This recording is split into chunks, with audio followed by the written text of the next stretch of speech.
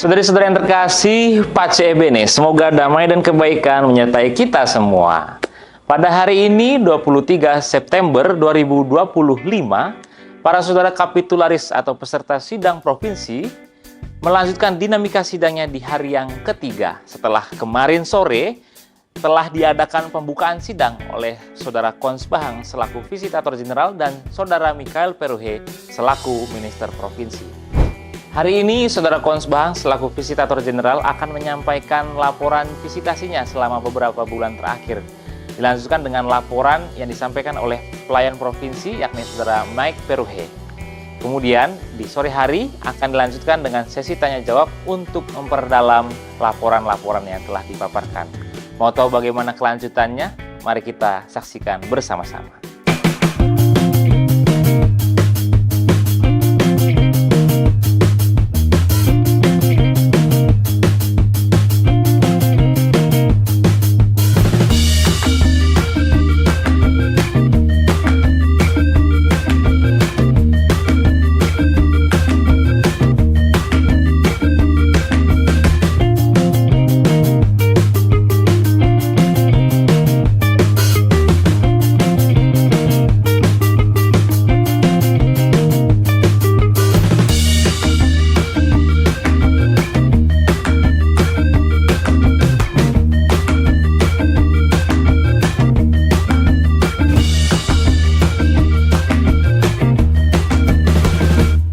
Saudari-saudari yang terkasih, pada kesempatan ini saya sedang bersama dengan Saudara Kons Bahang selaku Visitator Jenderal dan pemimpin sidang provinsi tahun 2025 ini.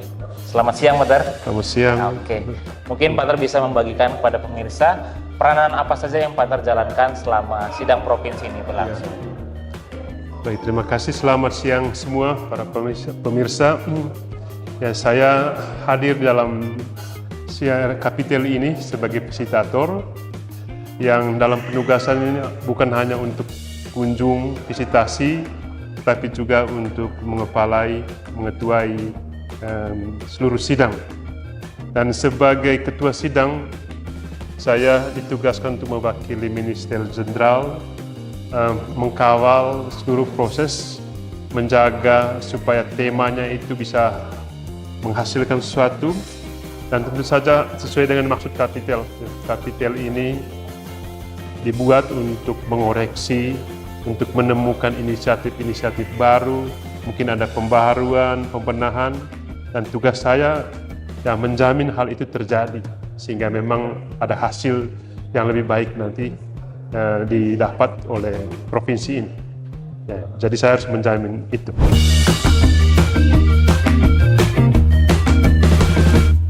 Saudara-saudara yang baik, pada kesempatan ini saya sedang berada bersama dengan Saudara Mikael Peruhe selaku Minister Provinsi OFM Santo Mikael Malaikat Agung Indonesia. Selamat malam, Pater. Selamat malam. Oke, baik. Mungkin bisa sedikit dibagikan apa garis besar dari laporan yang Pater sampaikan tersebut. Silakan. Baik, terima kasih. Hari ini saya memberikan semacam laporan pertanggungjawaban pelayanan saya selama 6 tahun di Provinsi Santo Mikael Malaikat Agung Indonesia dan Fundasi Santo Antonio de Lisboa Timor Leste. Garis besar dari laporan, pertama saya mendasarkan laporan saya pada hasil-hasil atau mandat kapitel 2019 dan 2022. Karena itu banyak keputusan kapitel dimandatkan kepada pimpinan provinsi. Dan saya sebagai pimpinan provinsi dalam kolegialitas pelayanan dengan para definitor, kami mesti melaksanakan mandat kapitel itu.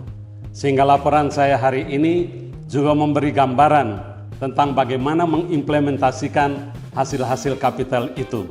Tapi sekaligus juga sesuai dengan tema kapitel kali ini, yaitu menghidupi karisma, persekutuan persaudaraan, dan misi, maka semua laporan itu saya tempatkan dalam 3 kategori besar ini. Sekaligus di dalamnya ada refleksi tentang bagaimana kita membaharui karisma Fransiskan kita melalui cara hidup kita di provinsi dan fundasi. Dan juga bagaimana kemudian persekutuan persaudaraan itu kita bangun melalui berbagai macam hal di dalam komunitas, dalam konteks perjalanan sinodal para saudara di provinsi dan juga fundasi. Akhirnya misi itu menyoroti berbagai macam bentuk evangelisasi baru yang juga di dalam kapitel sudah kita putuskan bersama dan juga sudah kita laksanakan bersama. Di situ ada semacam evaluasi catatan untuk bisa dilihat juga di masa depan bagaimana provinsi kita dan fundasi kita akan berjalan di masa depan. Satu harapan atau satu hal yang di dalam laporan saya mengatakan, saya mengungkapkan iman dan keyakinan saya bahwa persaudaraan OFM di Provinsi Santo Mikael Melekat Agung Indonesia dan Fundasi Santo Antonia de Lisboa Timor Leste ini akan berjalan di dalam bimbingan Tuhan sehingga persaudaraan ini akan bertumbuh dan berkembang sesuai dengan kehendak Tuhan dalam bimbingan Roh Kudus. Itu pasti dari pengalaman perjalanan selama ini.